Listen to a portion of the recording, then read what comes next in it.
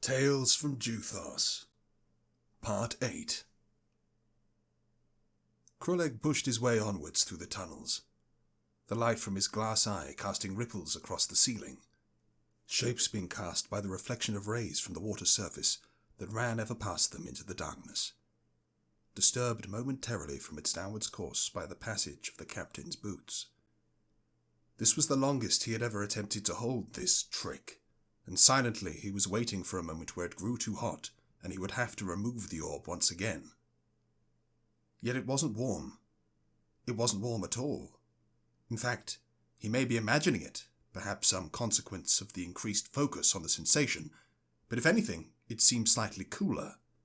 It was a very peculiar feeling, and he didn't particularly like the way it allowed him to see the veins in his nose when he looked to the side.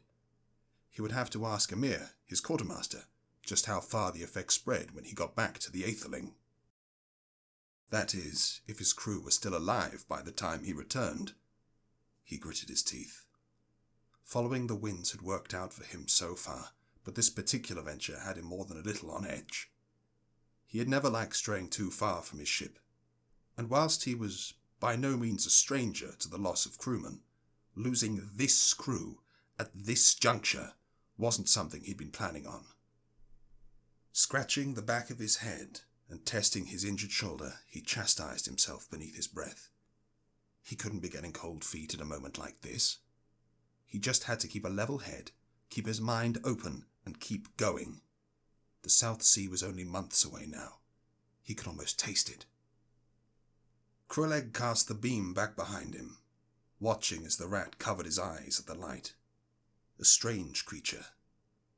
He had been trailing him in relative silence ever since they had left the antechamber in the maintenance tunnel, only speaking now and then to offer directions or to silence him for a moment whilst he folded out the reach of his ears and listened for signs of any pursuance. "I didn't expect to encounter water in these tunnels.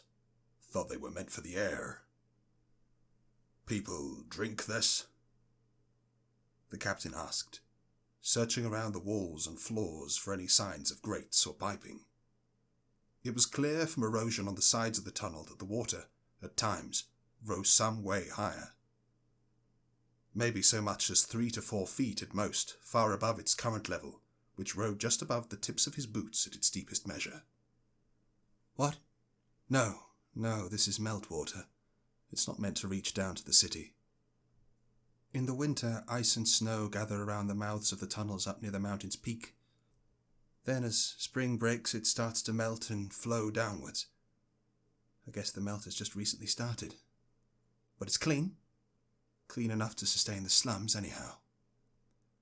The Seyrat trailed off, lost in some uncomfortable memory. Turning back to face their upwards path, the captain had decided he had gone long enough without an answer to that particular part of the creature's puzzle. "So, I can't imagine that boss of yours is too keen on the poor folk. Just a feeling I got. Nah, she seems an awful like the sort of person who'd give him hell." "That's one way of putting it. Yes." "Often goes that there's something to be said about them who work for such a master. Especially about them who come from the lower orders. Such words are never kind." No, they never are. "They're going to be a problem." Krulleg heard the rat stop, his small feet no longer pattering along in the shallow water behind him. Krulleg just kept moving. "I don't need the fine details, just fixing to know what's coming." The captain considered himself a perceptive man, but when the rat's voice returned, he couldn't quite place the tone. "There's a reason that we have to travel through miles of old tunnels to get here. The city doesn't look kindly on these sorts, especially not since the heresy. Yes. In honesty, I'm not expecting this will go well." The sound of small footsteps started once again. As Sildan rounded a corner to take a leftward tack through the slowly sloping bends, he cast his eyes back over his shoulder to take another look at the rat. He was staring right back at him, now unflinching in the light, or at least trying not to. There was a muted expression upon his face, and the ever-moving ears were, for once, still. Sildan's brow furrowed in thought. Before he knew it, he had stopped in his tracks. "I don't need the fine details," slowly repeated the rat, offering his own statement back to him. "Don't stop a man being curious." "Not everyone enjoys being a curiosity, I'm afraid. Can we get moving? My friend is in trouble." Sildan smiled, turned his head about, and continued walking. "Aye. Though I hope you don't mind us talking. Makes no difference hereabouts anyhow. In a place like this they'll know well enough that we're headed in. Makes no sense risking looking like we're sneaking on 'em." "I suppose you're right.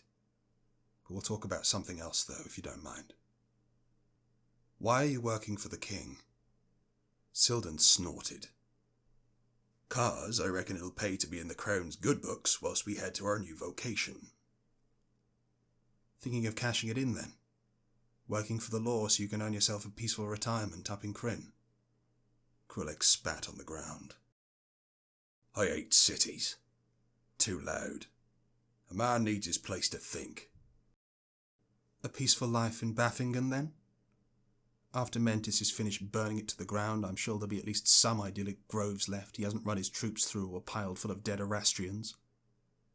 "The forest won't fall. It's dealt with far worse than upstarts with fancy crowns before. Nah. Your king's reign ends in those trees, you mark my words." "Do you know much about the forest?" "Odds and sorts. You meet a lot of men leading a life like mine. Once took a scholar out of Losfeld who'd run into trouble trying to break his way into New Howe Lighthouse. Great historian, he said he was. Dunno if any of it was right, but he span a good enough yarn. Said there were things in that forest that time shown again and again to those who'd hear her tale, that you'd be a madman to wilfully ire or displace." Krulek chuckled at the memory of the old scholar. By the gods, that had been a hell of a job. New Howe had become something of a fable in local lore since a full 3/4 of its residents had died out almost overnight due to some violent strain of plague. It was only a small fishing town, but things like that get men talking. It served to put the remote little nook back on the map.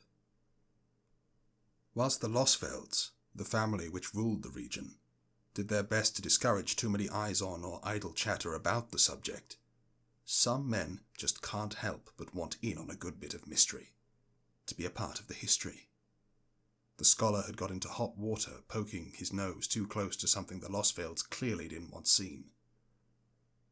Thankfully for him, he'd had wealthy enough friends back in Enzyme for Sildan to get involved. My people tell similar tales. Whenever I've met them, that is, said Dogan. "You lot from the forest, then?" "Yes, or so I'm told." "Well, you feeling dangerous and displaced?" "More cold and terrified, actually." Sildan laughed. "If it helps, we'll stick you up the mast for an hour or two when we get back. Maybe see if we can get some branches for the nest. Then we'll see which way you're feeling." "Great."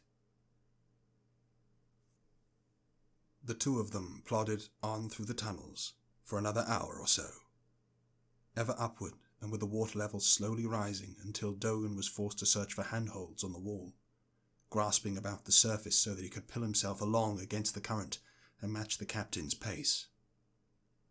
Gradually, the walls of the tunnel started to glisten and a thin slime could be detected on the stonework, which was growing increasingly slippy. Mould growing here could only indicate that the hardened stone was turning to loose earth beyond the wall, and that they were drawing closer to the world above the mountain. That and the ever-widening tunnel, which was now so wide that the eyeball light couldn't reach the far side. The wind, which had howled through the narrower passages of the lower tunnel, were nothing more than a low moan now. A sound that was replaced by soothing trickles of water as its current was displaced by debris that had washed down from the world above, or stonework that had fallen from place in the ceiling. Dogan had long since forewarned the captain that they had been noticed, much as he had expected they would be. Doubtless the lookouts had retreated away to inform whatever slum authority was at work here. Soon enough, as they saw natural light overhead for the first time and climbed a final set of stairs to rise into it, they were met with the silhouettes of their welcoming party. Weapons raised, they called out for the two of them to cease in their advance, and, not wanting to hasten in yet another altercation, they both obliged. Sildan raised his hand to his eye and extinguished the light within with a few muttered words. The rat, which had for the longest time been walking behind him, moved from behind the back of his coat and out into the open. So courteous of him to wait to see if they shot him first, thought the captain to himself. There were mutters amongst the assembly as the creature was recognized, but Dogan didn't give them the chance to come to a sour conclusion of their own accord. Taking a deep breath, he spoke aloud with about as much fake confidence as Sildan had ever heard. "No. Trust you're keeping well?" He had chosen to address a figure at the head of the group, another human by the looks. He wore a pair of pauldrons that wholly seemed out of place amongst the rest of his mismatched and ragged attire. It wasn't uncommon for these sorts to arm and armour themselves with whatever they could find, but to so brazenly wear stolen goods in front of a newcomer was risky. And by the shape of them, Sildan reckoned they could fetch no insignificant price. Either they weren't as hard up as Dogan had made out to him, or this man was a certain sort of idiot, both of which were possibilities that posed their own set of risks. "It is Dogan, then? See, I didn't think our folks were quite right when they came back telling us you were headed up towards the throat. I told them there was no way that Dogan would be so stupid as to show his hairy face around here after what the elder said would happen to him if he did. I said the Sayrat's a bastard, a traitor to the core, but he ain't dull-witted. What happened?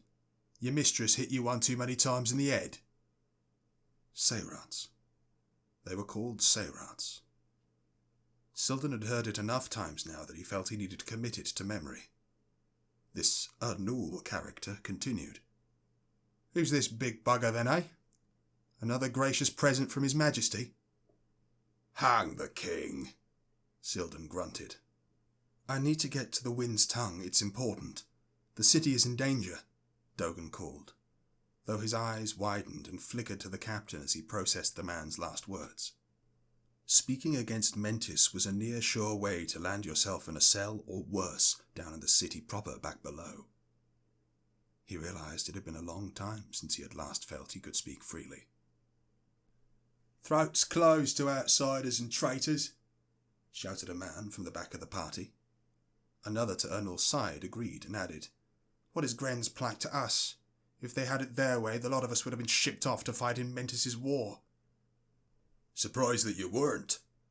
Y'all look about fighting age," said Sildan. "What? Dying in the king's army been ordained as too good for common folk, has it?" "Nah," replied the bruiser. "Ordinators from Galbin, ain't he? They had other ways to treat the likes of us down there. People say he fancies to subject us lot to the same." Galbin was a mountainous region far to the southeast that spanned from the edge of the Great Forest to the shore of the South Sea.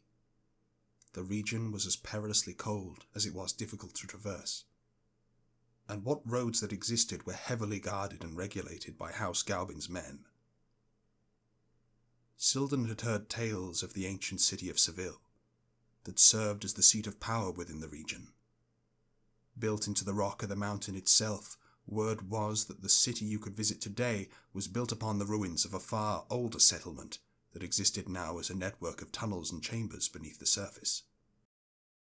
This Undercity was home to the many races the ruling peoples of the region regarded as beneath contempt and unworthy of citizenship. Of particular note, they had a distasteful coming-of-age tradition in the area that involved young men and women accompanying troops down into the lower tunnels to root out and slaughter any of these races they could find. It was a part of how the Galvins inspired loyalty, and kept those unfortunate enough to live beneath them in a state of subservience and fear. "You get fed up with the cold or something? Why'd you head up here?" Sildan responded. But Anul was clearly fed up of being interrupted. "Enough of this. I don't know who you are, stranger, but you travel in most damning company for a first meet. Trouble is in no short supply around these parts, and we don't intend to add you to the pile. Sorry, but we can't be letting no friend of Dogan strolling about near the throat." "Anul, if Ezradis wanted you guys dead, she would have wiped you out a long time ago. But it wouldn't win her anything. And even if there was some way she had schemed up to benefit from your deaths, there wouldn't be anything you could do about it. Just let us through, and I'll leave as soon as I'm able." Sildan looked down at the Seyrat with his eyebrows raised. There was a determination in his voice that had been rising as they climbed through the tunnels, but this was a bold play. Yeah, I get it. We should all just bow our heads, clasp our hands together, and pray that we remain bleeding insignificant. If the city's in trouble, that means near everyone we hate is going to take the fall for it. Don't know what you were hoping for, traitor, but to me that sounds sodden ideal." There were smiles and sounds of agreement from the rest of Anul's band as he spoke, then outright laughter. Sildan looked between him and Dogan as the Seyrat gritted his teeth and clenched his fist. His fur seemed to be standing up somewhat, like the heckles of an angered dog. He took a step back. For a moment, he could have sworn he saw something flicker down the creature's back, a ripple in the air that started just below his ears and ran right along to the tip of his tail. "Angie is probably going to die. That's why I'm here, okay? Please, I need to get to the throat." That no longer seemed like determination in his voice. There was an energy to it. Anul's smile faded. "Angie?" The Seyrat was shaking. "Yes, she's turned again. If we don't catch up with her before the city guard, they'll see her dead for sure. Let me pass." The men were looking between each other, then to Anul. Angie wouldn't risk doing something stupid like that. Not again. The man spoke. The one who had spoken up before called again from the back of the group. "I could fetch the elder, if you think—" "Don't bother, he's asleep," Dogan interrupted. "I can hear his laboured breathing from here. Anul, think about what happened last time you made the wrong call." There was a discernible crack in the man's otherwise resolute expression. "You remember? For the first full year you would never stop muttering about it in the night. I'll need 10 minutes, then I'll be gone. Your decision." Sildan definitely wanted this thing on his crew now. He watched as the others looked between each other and then back to their leader. One of them, a grey-skinned half-breed with a crude hatchet in his hands, stepped forward. "Don't let him get to you, boss. It's just a trick. Ezradis is probably wanting to out her so she can look better in front of the Ordinator." Anul didn't react, however. The out-of-place-looking pauldron sagged on his shoulders, his eyes looking at something the rest of the assembled couldn't see, lost in some form of painful memory. Sildan had done this often enough to know that this wasn't the sort of vulnerability you just passed up. He cleared his throat and folded his arms. "In my circles, at least, 'tis thought to be ruddy poor decision, mentioning you got something worth outing for those who ain't sure on your side. How's about we stop talking and we either get to blows or move on with our bleeding business?" The half-breed came forward and placed a firm hand on Anul's shoulder. "Don't listen to him. You've got no guilt with us. Throat is closed to outsiders." Anul shook off the man's hand. "I don't even know what your ruddy throat is. Truth be told, I ain't even too sure as to why we're here in the first place. But I've got a crew waiting for me in the harbour and promises to keep. So how's about this? Get out of our way, or I'll be making my own path through." Sildan cracked the knuckles of one of his enormous hands and stepped back with one foot as if preparing to charge. "You can't really think you'll be able to take on all of us." I don't have to. I just have to mess up one or two of you so bad the rest of you get the general idea. And I reckon I can do that well enough. So, which year is it gonna be?" The half-breed growled and tightened his grip on his hatchet. Elsewhere, bows were being drawn and slings began to spin. There was no uniformity to their armaments, but Sildan knew they wouldn't need to be proficient in their use to take him out with their numbers. But a fight wasn't what he was betting on. "Enough! You lot, I'm the one in charge here," shouted Anul, who had been roused from his memories by the threat of violence. "If Dogan doesn't make it back, they'll send more men to investigate. If the traitor meant to sell us out on our secrets, he would have done so long ago, and he needn't have come here to do it." "Wise decision," grunted the captain. Guilt was always a powerful motivator. If given the option of senseless violence now or possible violence later, guilty men usually didn't have the trust in themselves to choose the former. "We'll escort them in and get him out of here again as soon as possible. If we even get a sniff that he's deceiving us, we'll have his head. We'll be tying his hands up too." The half-breed started to protest, but Anul shut him down with an imperious arm. "I don't want to hear it. Tie him up." He gestured to another of his men, who sheathed the knife he'd been holding, pulled some aged-looking rope from his belt, and moved and knelt before Dogan, who offered his hands forwards obligingly. With the Seyrad tied, and with the remainder of the rope being used to lead him on, one of Anul's men was sent ahead to forewarn of their approach into the slum itself. None of them stood too close to Sildan, but he was flanked on both sides as the reluctant procession moved slowly onwards towards the daylight ahead. Within moments, he would set his eyes upon the throat of the mountain for the first time.